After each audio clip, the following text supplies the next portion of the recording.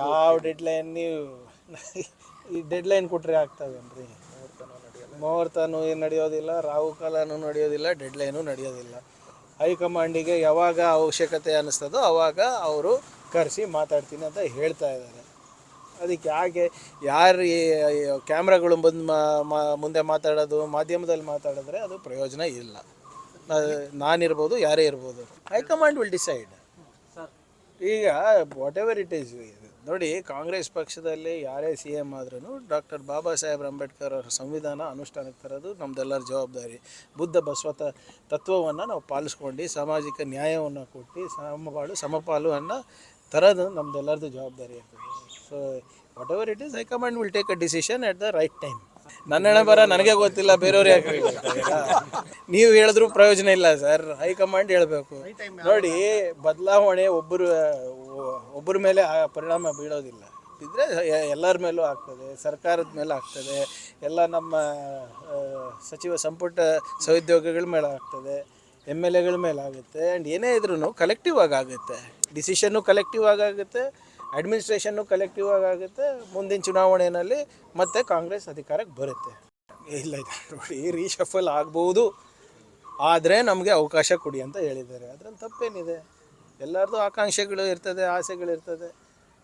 ಆದರೆ ಎಲ್ಲಿ ಹೇಳಬೇಕು ಅದು ಹೇಳಿದ್ರೆ ಅದಕ್ಕೆ ಬೆಲೆ ಇರುತ್ತೆ. ನೋಡಿ, ಭಾಳ ಬಹಿರಂಗವಾಗಿ ಮಾನ್ಯ ಮುಖ್ಯಮಂತ್ರಿಗಳು, ಉಪಮುಖ್ಯಮಂತ್ರಿಗಳು ಹೇಳಿದ್ದಾರೆ, ಸಂದರ್ಭ ಬಂದಾಗ ನಾವು ಮಾಡ್ತೀವಿ ಅಂತ. ಆಮೇಲೆ ಯಾವುದೇ ಸರ್ಕಾರ ಇರ್ಬೋದು, ಇದು ಸಾಮಾನ್ಯ ಪ್ರಕ್ರಿಯೆ ಅಲ್ವಾ? 2.5 ವರ್ಷ 3 ವರ್ಷ ಆದಮೇಲೆ ಹಿಂದೆ ಕೂಡ ಆಗಿದೆ, ಮುಂದೆ ಕೂಡ ಆಗ್ತವೆ. ಯಾವುದೇ ಸರ್ಕಾರ ಇರ್ಬೋದು, ಕೋರ್ಸ್ ಕರೆಕ್ಷನ್ ಅಂತ ನಾವೇನು ಹೇಳ್ತೀವಿ, ಅಥವಾ ಇನ್ನು ಎಲ್ಲರಿಗೂ ಅವಕಾಶ ಕೊಡೋದಂತ ಇರ್ಬೋದು, ಇನ್ನು ಆಡಳಿತ ಚುರುಕು ಮಾಡ್ಬೋದಾ ಅಂತ ನೋಡೋದು ನಮ್ಮ ಜವಾಬ್ದಾರಿ ಅಲ್ವಾ?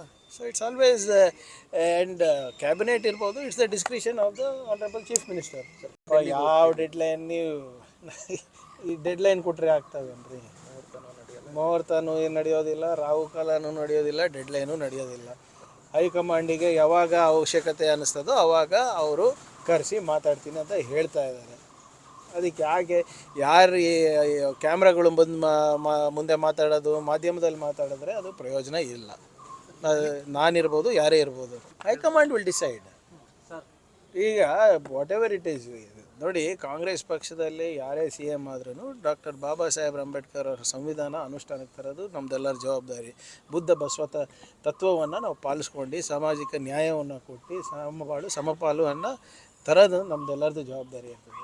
So what ever it is, high command will take a decision at the right time.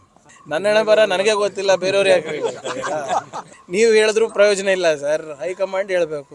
ನೋಡಿ, ಬದಲಾವಣೆ ಒಬ್ಬರ ಮೇಲೆ ಪರಿಣಾಮ ಬೀಳೋದಿಲ್ಲ, ಇದ್ರೆ ಎಲ್ಲರ ಮೇಲೂ ಆಗ್ತದೆ, ಸರ್ಕಾರದ ಮೇಲೆ ಆಗ್ತದೆ, ಎಲ್ಲ ನಮ್ಮ ಸಚಿವ ಸಂಪುಟ ಸಹೋದ್ಯೋಗಿಗಳ ಮೇಲೆ ಆಗ್ತದೆ, MLAಗಳ ಮೇಲೆ ಆಗುತ್ತೆ. ಆ್ಯಂಡ್ ಏನೇ ಇದ್ರೂ ಕಲೆಕ್ಟಿವ್ ಆಗುತ್ತೆ, ಡಿಸಿಷನ್ನು ಕಲೆಕ್ಟಿವ್ ಆಗುತ್ತೆ, ಅಡ್ಮಿನಿಸ್ಟ್ರೇಷನ್ನು ಕಲೆಕ್ಟಿವ್ ಆಗುತ್ತೆ. ಮುಂದಿನ ಚುನಾವಣೆಯಲ್ಲಿ ಮತ್ತೆ ಕಾಂಗ್ರೆಸ್ ಅಧಿಕಾರಕ್ಕೆ ಬರುತ್ತೆ. ಇಲ್ಲ ನೋಡಿ, ರೀಶಫಲ್ ಆಗ್ಬೋದು, ಆದರೆ ನಮಗೆ ಅವಕಾಶ ಕೊಡಿ ಅಂತ ಹೇಳಿದ್ದಾರೆ. ಅದರಲ್ಲಿ ತಪ್ಪೇನಿದೆ? ಎಲ್ಲರದ್ದು ಆಕಾಂಕ್ಷೆಗಳು ಇರ್ತದೆ, ಆಸೆಗಳಿರ್ತದೆ.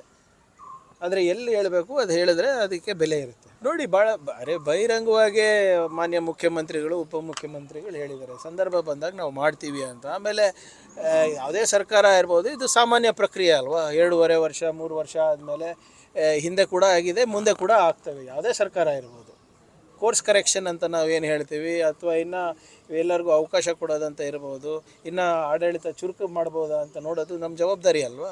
So it's always and cabinet ಇರ್ಬೋದು, it's the discretion of the honourable chief minister.